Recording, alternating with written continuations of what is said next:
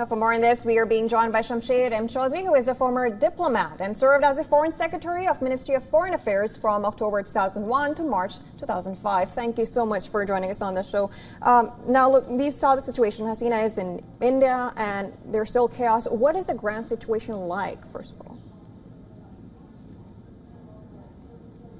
Thank you very much. Well, first of all, I would like to say that the reaction given by the former Prime Minister's son, Joy, is understandable. I mean, of course, they're angry that her mother had to leave in such a situation.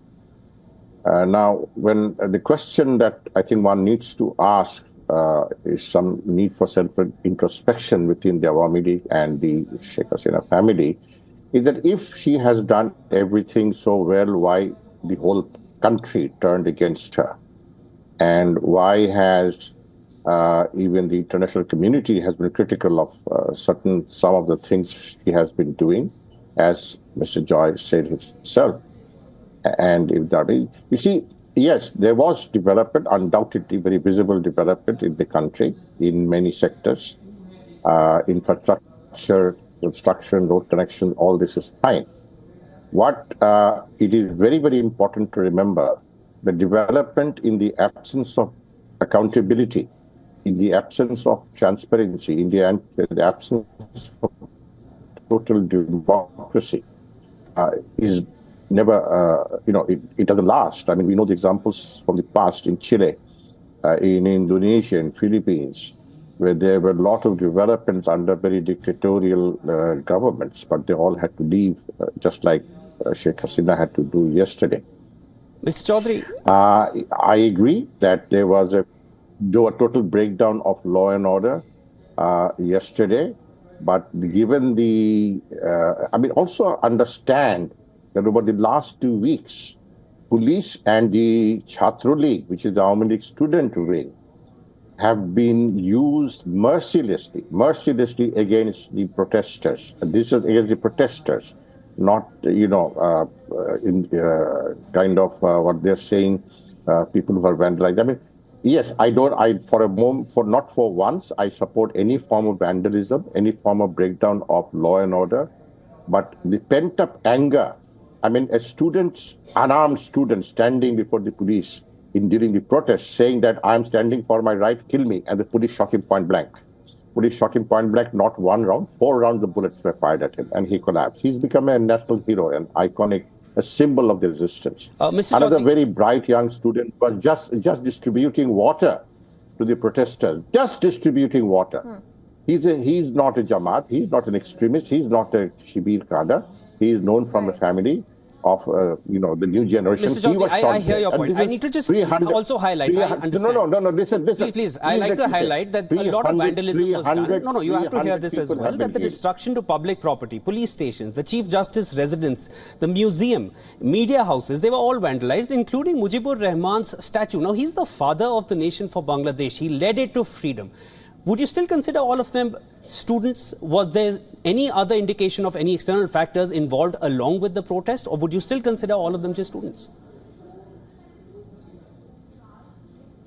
I don't consider all of them to be students. There might have been other factors. There are other players also, and but it is not something that happened overnight. There's been growing frustration. People have been deprived from voting in the last 3 elections.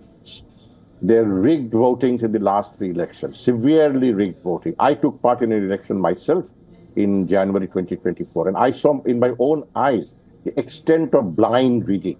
In 2018, the ballot box were stamped the night before the election, let alone the day of the election. So Bangladeshi people want democracy there, and I don't see the reason for India alerting its military on the Eastern Front. I mean, come on, Bangladesh cannot be a security threat to India. Bangladesh has never been a security threat to India. Right. Also, India is a much stronger country. India is a democratic country. I understand your point, but now what does the political situation look like right now that the army has interfered? What happens next? And Sajeeb Wazed mentioned that Bangladesh will be the next Pakistan. So I just wanted to understand from you, what do you make of that statement? I totally disagree with him.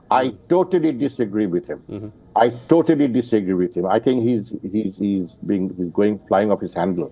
Look, the protesters were young generation, 25, 30-year-old, 20 years old, 6-year-old children were killed. So if somebody thinks that Bangladesh is going to be next Pakistan, I'm sorry, the complete misreading of the public mind here, which our media has been doing for the last decade or so. This generation, this is a generation that is 50 years after the birth of Bangladesh. They don't even know Pakistan well. They know Pakistan is a country that houses terrorists and all kinds of, extremists. We are a fundamentally non-communal country. We don't believe in religious fundamentalism. I'm very, very upset to hear that there has been attacks, some minority establishment and on this. And I hope the military has appealed, the political leadership has appealed, even the protesters have made a very strong appeal. The protesters have said we'll protect the minorities with our, with our soul, with our heart. We will stand in front of anybody who's trying to harm the protesters. This is the temporary phase. Unfortunately, it's a temporary phase. I also agree that vandalizing the statue of Bangabandhu is certainly not something that I support. Certainly not something that I want to see. It is not an upsetting of the dictatorship in North Korea. It is a democratic change, a very violent one. But there has been no deaths. In fact, there has been deaths on the other side. So the last 2 weeks, more than 300 protesters have been killed. You cannot ignore those realities.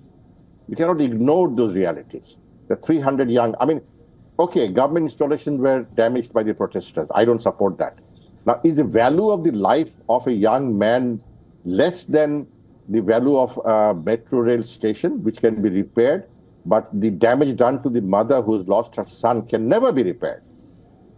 So, even yesterday, some very bright young girl came on television and said that I understand the Prime Minister's pain of losing her family in 1975. She lost her parents, she lost her brother, she lost the wives of her brothers and many others. But has she lost a son? These mothers have lost their sons, 300 of them. Lost their sons, they lost their children, they lost their future. They are poor income families. One of the victims was a sole earning member of the family. Another family has been deprived. Monetary compensation will never get her son back. It will give them perhaps some financial stability for a while. But the fact remains that the anger against the government was very, very strong. It has enjoyed wide public support, very deep public support. But it is important for Bangladesh to be stable, for Bangladesh to be most importantly democratic. Democracy is the only way we can restore stability in Bangladesh. Mr. Chaudhary, the interim government has not yet been formed. Mr. Chaudhary, do you feel this will be an inclusive government without the Awami League, given the circumstances that we've just seen yesterday? Do you feel it will be an inclusive government? We don't know what form of government it will be, because the political leadership that met the RB chief yesterday, they said they will announce an interim government from them, but that has not yet happened, which means because these protesters are saying that it is we who started the protest against the government. The political parties came and joined later. So we will have to say in whatever interim government will be formed.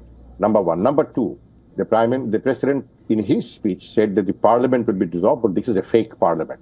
Literally, it's a parliament elected through a rigged election. All 99% of the members of the parliament are Awami Leaguers.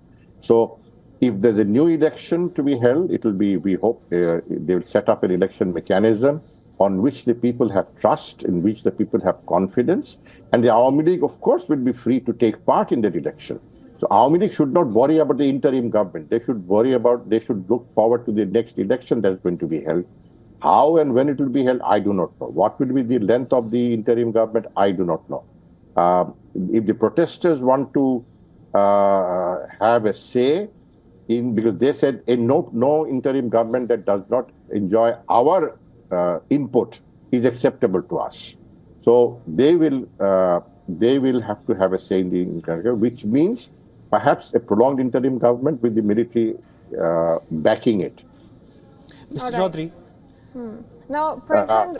in regards to restraining law and order, the military has to play a very important role. Now, Bangladeshi President, he has also called for the release of former Prime Minister Khalida Zia. Right, and now how then does this whole thing pan out politically? She's also been under... Well, I think she is very unwell. As you know, she's suffering from a number of ailments. The Hasina government should have been good enough to let her go abroad for treatment, because the kind of illness she has, she cannot get at home. I mean, every Awami League, Tom, Dick and Harry was going out for treatment. Even if they sneeze twice a day, they would go to Singapore, they would go to Bangkok, they'd go to all countries for treatment. Why is this 77, 78-year-old lady who is very physically unable to become involved in any politics, why was she being denied medical treatment? I mean, and they're citing legal matters. Come on, laws are made for people, you know, and the right to medical treatment is a fundamental right of anybody. They could have set conditions and said that, okay, you go for medical treatment for 2 months, 3 months abroad, but you're not involved in any political activity, etc. Why deny a very, very sick person whose life may really be very short from now on? Why deny her the medical treatment? I get your point. The president has said she'll be released, and she'll probably is already home, or maybe will be home today or tomorrow. Mr. Chaudhary, of course, you're there in Dhaka. Now, the visuals we've been seeing are from yesterday. What do the scenes look like there today? Has calm been restored across the nation? If you can give us a better understanding of the situation in Bangladesh, in Dhaka, where you're based. Yes, it's 8 o'clock in the morning in Dhaka, and from my balcony, I can see all the roads and everything. I can see very normal traffic moving here in this part of the city. What will eventually turn out in the next few hours, one has to wait and see. Now, this vandalism, I don't support it. I hate it. I really hate it. I hate it from the depth of my heart. But if you remember when Ferdinand Marcos was overthrown in Philippines, 20, 30 years ago, the same kind of vandalism took place. People entered the presidential palace. They all took out Imelda Marcos's hundreds and pairs of shoes and all kinds of things. That anarchism that reaction is part of, becomes an immediate part of, dramatic overthrow of an unpopular government, unelected government. But I am confident that the people will have to go back to work, you know, because of curfews and all kinds of things, police repression, people could not come out to work. People's shops were closed down. Today, the shops will open. So normalcy will be restored. I'm confident normalcy will be restored. And the interim government set up with public consent will be there. And frankly, I don't think it will, interim government will not consist of anybody from any political party. So why is how many grumbling about that? I don't know. There will be no political party representative with the interim government. Mr. Chaudhary, thank you so much for sharing all your insights and giving us a better understanding of the situation in Bangladesh as of now.